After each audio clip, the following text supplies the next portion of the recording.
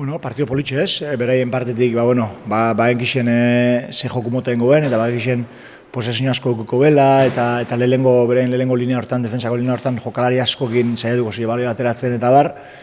eta zaile da ez, momentu horietan alto presioneti, egixe da momentu azutan jaule eta ondo jaule, beste momentu askotan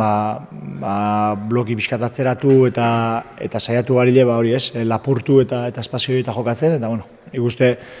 partidu holan plantea gule, egixe da azkenengo 10-15 minututan hiru aukera oso garbi auki eusela eta ez daule bigarren gol hori sartu, baina nik uste orokorrin partidu hona jaule,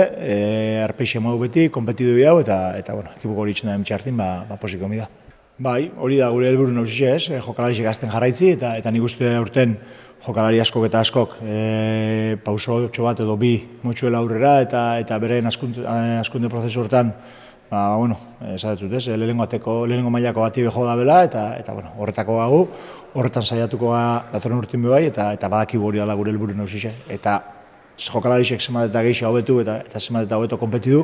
horrek bebai esan nahiko dugu, taldi be zelkapenin goragoa daula eta azkenin helburu naiz da ez izen zelkapena, zelkapena da emaitz bat, ez, helburu hori lortzean emaitz bat. Azkenen bagenekin ze partido mota aukiko genuen aurrean, ekipo zail baten kontra, eta partido parekatua, partido guzti nahiko sendo ibiliga ustet, eta azkenen empate batekin bukatze dugu temporalda, eta pozik. Bai, azkenen guretzako txanseko jokalari guztintzako nik uste urte oso aberasgarri izan dela, azkenen denak ikasteko eta hobetzeko urte oso ona, eta lortu dugu gure lortu duen emaitza horrekin, oso pozik. Sí, ha sido un partido que nosotros ya sabíamos a lo que teníamos que jugar, sabíamos que